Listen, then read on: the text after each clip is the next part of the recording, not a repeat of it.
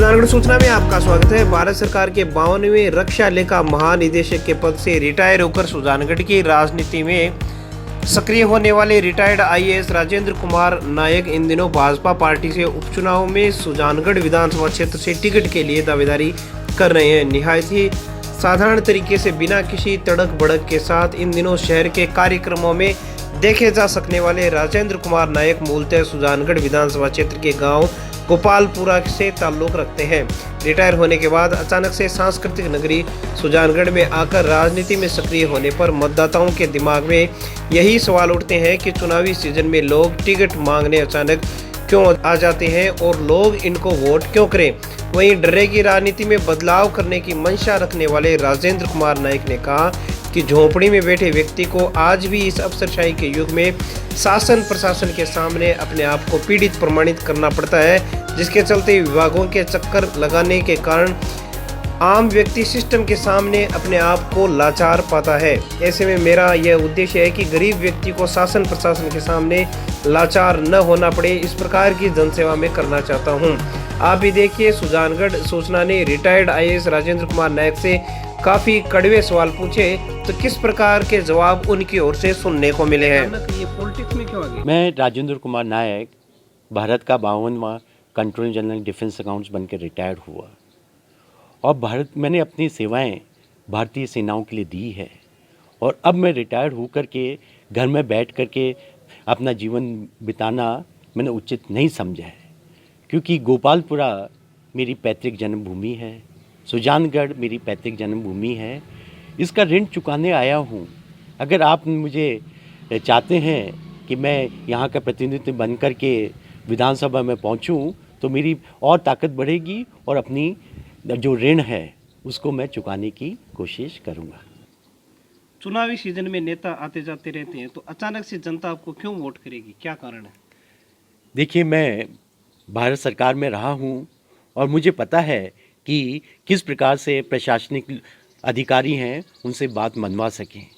आज जो झोपड़ी में रह रहा है, पीड़ित है, अपनी बात को मनवाने के लिए उसको बहुत परेशानी होती है। मैं आया हूँ, एक एक जो पीड़ित परिवार है, झोपड़ी में बैठा हो या कहीं बैठा हो, अगर वो पीड़ित है उनकी आवाज़ में बुलंद करके उनको न्याय दिलवाऊंगा। सब जन समस्याओं का समाधान आप करने का विजन रखते हैं? देखिए, जन समस्याएं जो मैं देख रहा हूँ, मेरे इस पैतृक जन्मभूमि पर जगह जगह गंदी गंदी नालियां बह रही है। मेरे इस पैतृक जन्मभूमि पर सड़कों को खोद दिया गया है। उसको देखकर मेरे दिल में बहुत आहत हूँ। मैं ये चाहता हूँ कि मेरे पूरा सुजानगढ़ का विकास हो। उसके लिए सबसे पहले हमें समग्र विकास के प्रति ध्यान देना होगा। अधिकतर लोग कृषि पर अपना जीवन बिताते हैं, तो इसका कृषि का विकास तभी हो सकता है जब ये नहर का पानी आसपास में आ गया है। अगर ये नहर का पानी सुजानगढ़ तक आ जाए तो हमारी फसलें लहराने लगेगी, हर घर में खुशहालियाँ आएगी, लोगों की परचेसिंग पावर बढ़ जाएगी। तो मैं ये चाहता हूँ कि सरकार से अपील करूँगा और अपनी तरफ से भी पूरा जोर लगाऊँगा मैं कि ये स्वच्छ पानी नहर का आए, ताकि यहाँ का कृषि का विकास हो सके और घर में खुशहाली आ सके।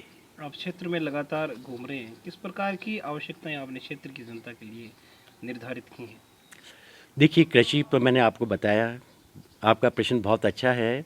दूसरी चीज़ औद्योगिक विकास।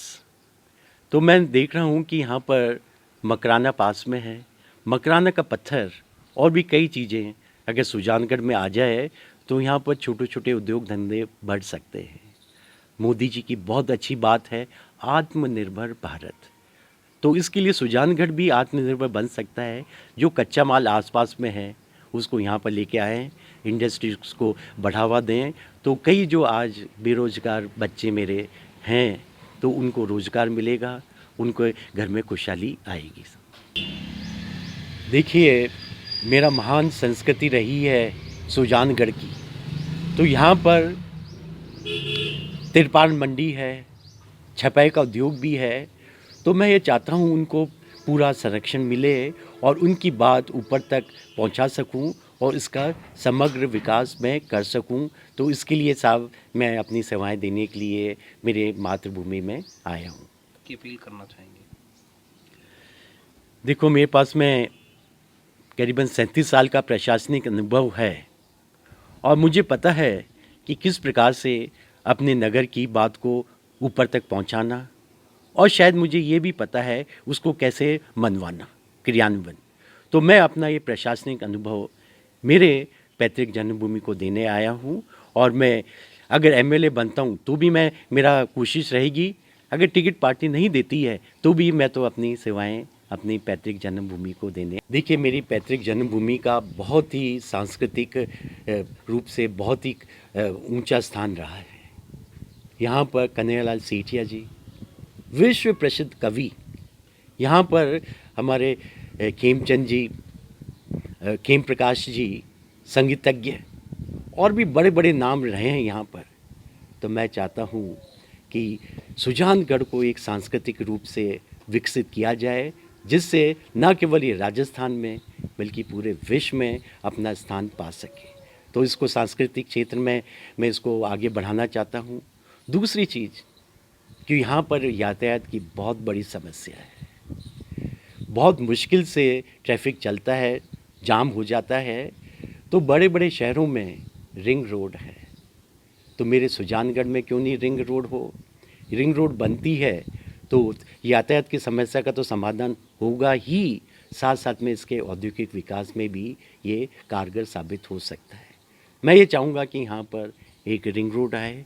उसके अलावा क्योंकि सुजानगढ़ में हमें, क्योंकि रेलवे लाइन से भी पूरा जंक्शन नहीं है यहाँ पर, तो मैं ये कोशिश करूँगा, क्योंकि मैं तो सिविल सर्विसेज से आया हूँ, मेरी इसी एग्ज़ाम से रेलवेज़ के भी ऑफिसर्स आते हैं, तो मैं रेलवे बोर्ड में जाऊँगा और ये मांग पुट जो रखूँगा कि सुजानगढ़ को भी रेलवे का जंक्शन बनाया जाए, जिससे यहाँ पर यातायात बढ़ेगा तो हमारी उद्योग भी विकसित होंगे, हमारे लोगों की सुविधाएं भी बढ़ेगी। जब तक हम देश आज़ाद नहीं हुआ था, सुजला एक अलग से जिला था, लेकिन आज़ादी के बाद में कांग्रेस सरकार आई, उसको एक छोटी सी तहसील बना दी, जिसका इतना अच्छा इतिहास रहा है, सांस्कृतिक इतिहास रहा है। यहाँ के एक से एक उद्योगपति रहे हैं, यहाँ के एक से एक बड़े बड़े कवि रहे हैं, हर क्षेत्र में आगे आने वाले व्यक्ति रहे हैं। तो इसको एक छोटी सी तहसील बनाना, ये तो इसका अपमान है। तो मैं तो सरकार से ये मांग करूँगा कि सुजलांचल को एक पूरा ज़िला बनाया जाए, इसका भी एक अपना कलेक्टर हो, इसका भी एक अपना एसपी हो, और पूरा प्रशासन यहीं पर है। वरना जो सुजलांचल के लोग हैं उनको बहुत दूर चूरू तक जाना पड़ता है, कुछ को रतनगढ़ जाना पड़ता है, किसी को लाडनू जाना पड़ता है। क्यों न मेरे सुजलांचल को, जिसका जो गौरवमयी इतिहास रहा है, एक पूरा ज़िला बनाया जाए ताकि यहाँ का विकास हो सके।